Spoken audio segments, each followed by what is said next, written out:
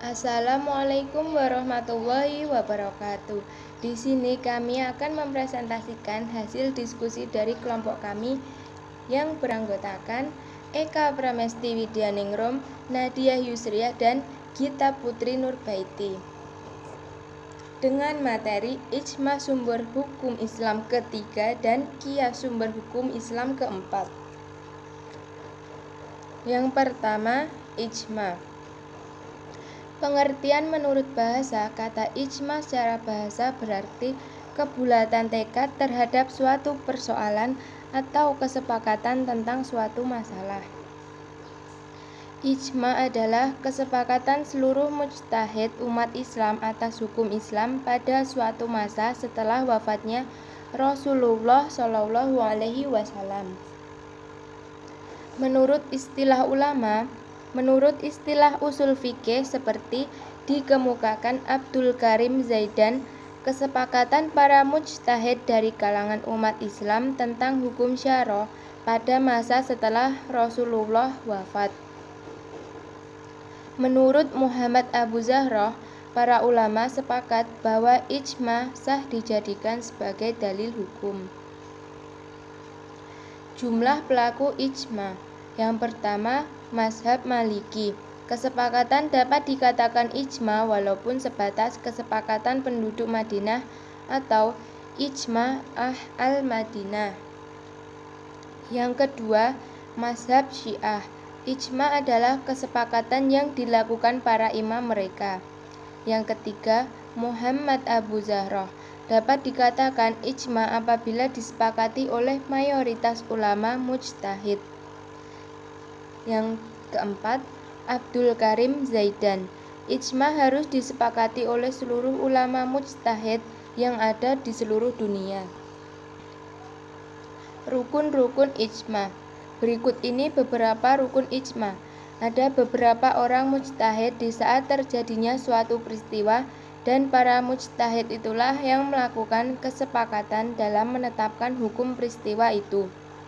Seandainya tidak ada beberapa orang mujtahid di waktu terjadinya peristiwa itu, tentulah tidak akan terjadi ijma, karena ijma itu harus dilakukan beberapa orang. Dalil keabsahan ijma. Yang pertama, dalil Al-Quran.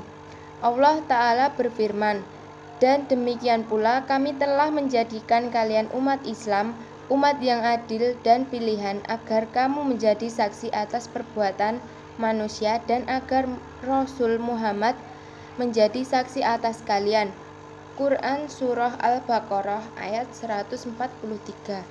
Saksi di atas bersifat umum mencakup kesaksian akan apa yang diperbuat manusia dan kesaksian akan hukum perbuatan mereka.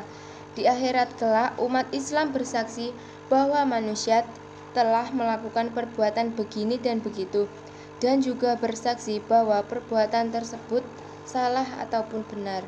Sedangkan saksi ucapannya mesti diterima. Yang kedua, dalil as-sunnah. Sabda Nabi SAW, "Umatku tidak akan bersepakat di atas kesesatan." Hadis riwayat Tirmizi dan Abu Dawud, derajatnya hasan menurut Syekh Albani. Yang ketiga, dalil logika. Secara logika, dapatlah dikatakan bahwa ijma umat Islam bisa saja salah dan bisa saja benar. Jika benar, maka tak pelak ia melupakan dalil.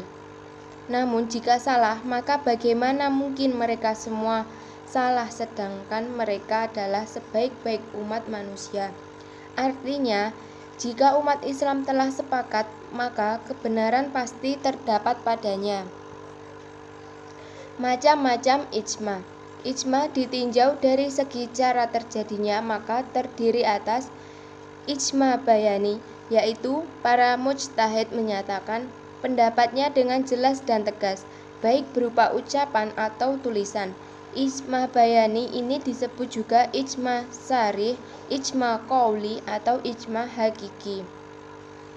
Yang kedua, ijma sukuti, yaitu para mujtahid seluruh atau sebagian mereka menyatakan pendapat dengan jelas dan tegas, Tetapi sebagian mereka berdiam diri saja atau tidak memberikan reaksi terhadap suatu ketentuan hukum yang telah dikemukakan mujtahid lain yang hidup di masanya.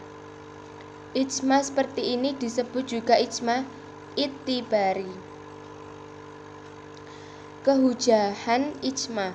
Ijma itu menjadi hujah atau pegangan dengan sendirinya di tempat yang tidak didapati dalil atau nas, yakni Al-Quran dan Al-Hadis, dan tidak menjadi ijma kecuali telah disepakati oleh semua ulama Islam dan selama tidak menyalahi nas atau dalil yang qati atau kitabullah dan hadis mutawatir.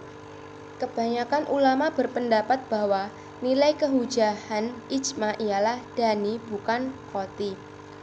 Oleh karena nilai ijma itu dani, maka ijma itu dapat dijadikan hujah atau dipegangi dalam urusan amal, bukan dalam urusan intikot. Sebagai urusan intikot itu mesti dengan dalil yang qati. Yang kedua, definisi qiyas. Menurut bahasa, qiyas menurut bahasa Arab berarti menyamakan, membandingkan atau mengukur, seperti menyamakan si A dengan si B, karena orang itu mempunyai tinggi yang sama, bentuk tubuh yang sama, wajah yang sama, dan sebagainya. Qiyas juga berarti mengukur, seperti mengukur tanah dengan meter atau alat pengukur yang lain. Demikian pula membandingkan sesuatu dengan yang lain dengan persamaan-persamaannya. Menurut para ulama usul fikih, qiyas ialah menetapkan hukum suatu kejadian atau peristiwa yang tidak ada dasar nasnya dengan cara membandingkan kepada suatu kejadian atau peristiwa yang telah ditetapkan hukumnya berdasarkan nas, karena ada persamaan ilat antara kedua kejadian atau peristiwa itu. Dasar hukum qiyas. Pertama, Quran Surat An-Nisa ayat 59, artinya, hai orang-orang yang beriman, taatilah Allah dan taatilah Rasul-Nya dan ulil amri di antara kamu. Kemudian jika kamu berlainan pendapat tentang sesuatu, maka kembalikanlah ia kepada Allah, Al-Quran dan Rasul Sunnah-Nya. Jika kamu benar-benar beriman kepada Allah dan hari kemudian, yang demikian itu lebih utama bagimu dan lebih baik akibatnya. Kedua, Quran Surah Al-Hasyr ayat 2, artinya, dialah yang mengeluarkan orang-orang kafir di antara ahli kitab dari kampung-kampung mereka pada saat pengusiran yang pertama. Kamu tidak menyangka bahwa mereka akan keluar dan mereka pun yakin bahwa benteng-benteng mereka dapat mempertahankan mereka dari siksa Allah, maka Allah mendatangkan kepada mereka hukuman dari arah yang tidak mereka sangka. Dan Allah melemparkan ketakutan dalam hati mereka. Mereka memusnahkan rumah-rumah mereka dengan tangan mereka sendiri dan tangan orang-orang mukmin. Maka ambillah kejadian itu untuk menjadi pelajaran, hai orang-orang yang mempunyai wawasan. Rukun qiyas. Yang pertama, qiyas baru dianggap sah bila mana lengkap rukun-rukunnya. Para ulama usul fikih sepakat bahwa yang menjadi rukun qiyas ada 4, yaitu asal berarti pokok, dasar, yaitu suatu peristiwa yang telah ditetapkan hukumnya berdasarkan nas. Asal disebut juga maqis alaih, yang menjadi ukuran atau disebut juga musyabbah bih, tempat menyerupakan, atau mahmul alaih, tempat membandingkan. Furu berarti cabang, yaitu suatu peristiwa baru yang belum ditetapkan hukumnya karena tidak ada nas yang dapat dijadikan sebagai dasarnya. Furu disebut juga maqis yang diukur, atau musyabbah yang diserupakan, atau mahmul yang dibandingkan.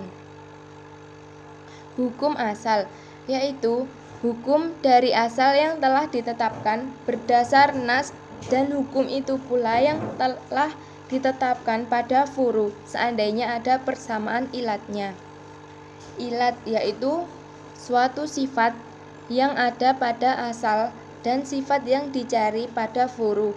Seandainya sifat itu terdapat persamaan, sifat itu menjadi dasar untuk menetapkan hukum furu sama dengan hukum asal. Pembagian kias. Kias dapat dibagi dalam 3 macam, yaitu yang pertama, kias berdasarkan kekuatan ilat, yaitu kias al-luwawi, kias al-musawi, dan kias al-adna. Yang kedua, kias berbasis dalalah adalah kias yang ilatnya tidak disebutkan tapi merupakan petunjuk yang menunjukkan adanya ilat untuk menetapkan suatu hukum dari suatu peristiwa. Yang ketiga, kias berbentuk syibih. Kias sabah ialah kias yang furu dapat dikiaskan kepada 2 asal atau lebih, tetapi diambilkan asal yang lebih banyak persamaannya dengan furu. Kehujahan kias. Tidak diragukan lagi bahwa aliran jumhur adalah aliran yang tepat dan paling kuat. Mengapa? Dikarenakan argumentasinya berdasarkan atas prinsip berpikir logis di samping tetap berpegang pada Al-Quran dan petunjuk Rasulullah SAW.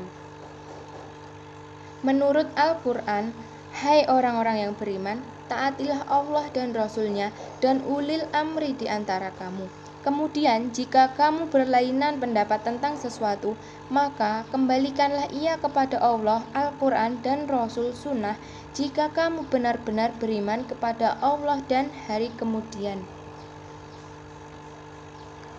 Menurut hadis bahwasanya Rasulullah ketika hendak mengutus Mu'adz menuju negeri Yaman berkata kepadanya, "Bagaimanakah kau memberi putusan?"